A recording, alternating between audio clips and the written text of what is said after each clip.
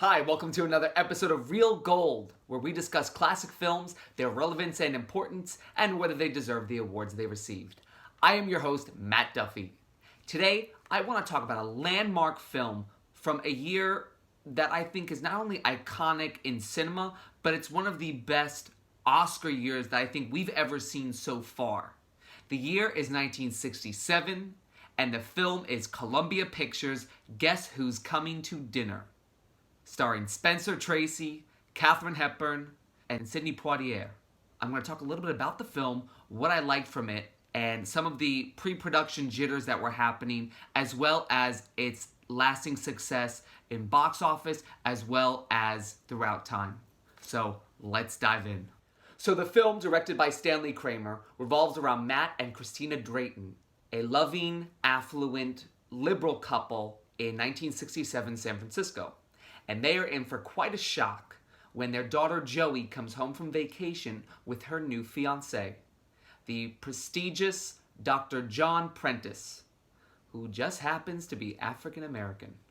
Now the film follows this one day where Joey has come with John back to San Francisco for her parents' approval of the marriage, as well as inviting him for dinner and inviting his family for dinner. And then they will be flying off to Geneva where John will be working. So it's all a madcap kind of drawing room comedy.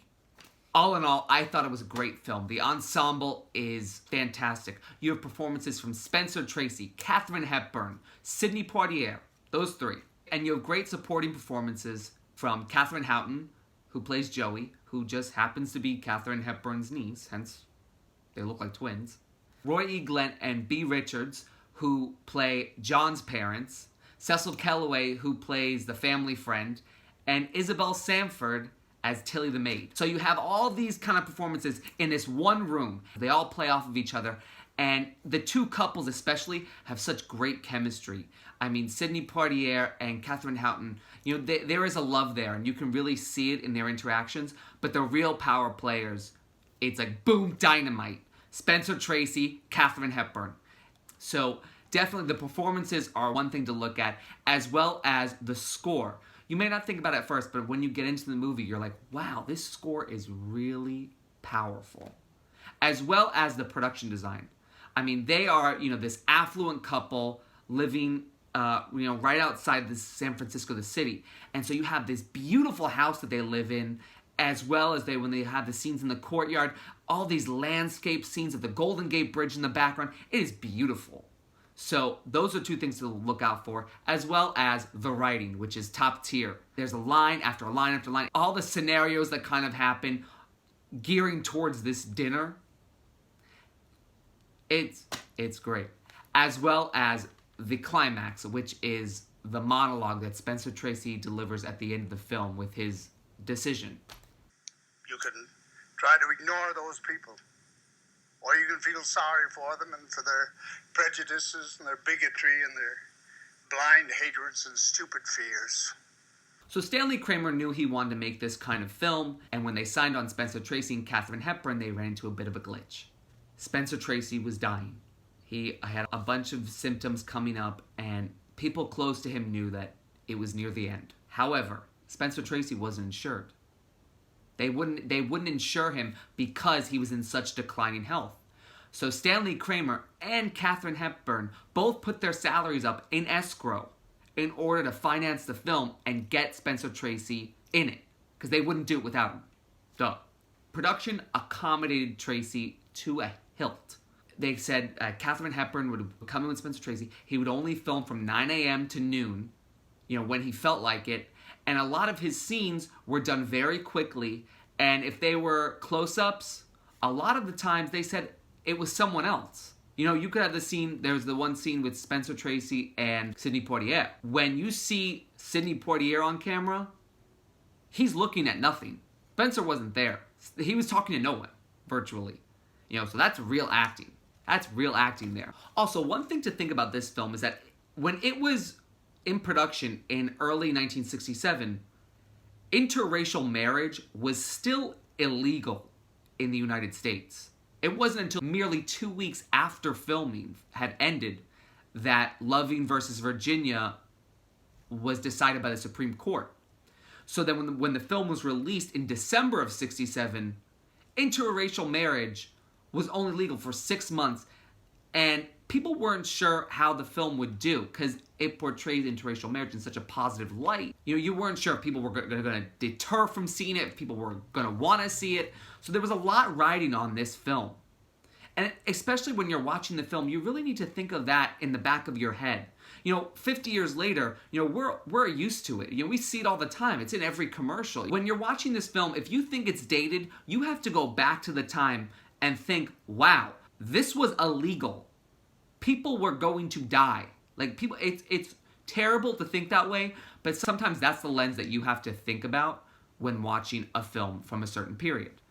But I think all the while, it makes it more enjoyable and interesting to watch because nowadays there are still certain things that are faced between couples when they get married. Not so much interracial marriage, but maybe, gay marriage. So it's really interesting to watch, and I think the theme of love is just super important to take from this film. So the story is that Sidney Poitier was so nervous to film with such titans like Spencer Tracy and Katharine Hepburn that he was so nervous to work with them, he would rather work with a chair opposite him. And I found that so interesting because, it's Sidney Poitier. It's like he's a legend. And he was nervous of Kate and Spence. It's like, whoa. So filming wrapped in late May 1967, and on June 10th, 1967, Spencer Tracy passed away. And it's so much heartbreak that Katharine Hepburn has said that she's never seen the whole film. In the climax where Matt is talking about love in his monologue, it cuts to Katharine Hepburn in tears. And it said that those were her real tears because she knew the end was near for Spencer. Now, if I had to pick my one scene and my one shot, there are so many great scenes in this film. You have Christina telling off Hillary. That I'm afraid we're not really the sort of people that you can afford to be associated with. You have John talking to his dad about getting married. I owe you nothing.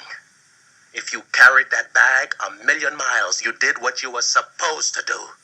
And then you have the climax. You have Spencer Tracy's final monologue, and it is just so powerful. I think all three of those scenes are definitely ones that you should look out for because they are just so vital and meaty. So now, when the film came out, it had a $4 million budget, and in December of 1967, it was a box office success. It ended up being number 3 on the top grossing films of 1967 in the United States. It's wild. Audiences obviously loved it, and the critics did as well. Variety says the script is punchy, adroit, and free of preaching. The New York Times says it's a most delightfully acted and gracefully entertaining film. And they were so worried, especially that they didn't market it a lot in the South because they weren't sure, with all this interracial marriage being legal now, they weren't sure how audiences would respond to it, especially in the South. So they were shocked that it was successful everywhere. And good for the film because it is a good film and it should have been seen by everyone, and I'm glad that it got the reviews it did. Because of its success, you have some influences, like there is a remake. It's called Guess Who? It's a remake with Bernie Mac and Ashton Kutcher, but like the races are swapped. Say what you want, but obviously the film was so popular enough that they kind of loosely based it off of that. And then you even have a story like Get Out. I read in an interview once that Jordan Peele, he said, what if Guess Who's Coming to Dinner was a horror movie? And even just the power of Sidney Poitier. Guess Who's Coming to Dinner was his 3rd box office hit in 1967. He had To Sir with Love. He had this, and then he had In the Heat of the Night, which ends up winning Best Picture at the Oscars. So he became this powerhouse titan. Now, the 40th Academy Awards was quite a year for film. Best Picture, you had, I would argue, 4 iconic films. You have Guess Who's Coming to Dinner, In the Heat of the Night, The Graduate, which wins Best Director, and Bonnie and Clyde, which is a powerhouse film in itself. I'm telling you, one day I am going to just do a video on just 1967 in film. I think some of those are 4 of my favorite films. The winner is William Rose for Guess Who's Coming to Dinner. Now at the Oscars, Guess Who's Coming to Dinner was nominated for 10 awards. It was nominated for Best Picture, Best Director for Stanley Kramer, Best Actor for Spencer Tracy posthumously, Best Actress Katharine Hepburn, Best Supporting Actor for Cecil Kellaway, who played Monsignor Ryan, Best Supporting Actress for B. Richards, who played Mrs. Prentice, Best Original Screenplay by William Rose, Best Film Editing, Best Art Direction, and Best Musical Score. It was a player. It was a player with the audiences, it was a player with the critics, and it was a player with the Academy. So you knew it was going to go home with something. You weren't sure what, but I mean, chances are it was going to be something big. So it ended up winning 2.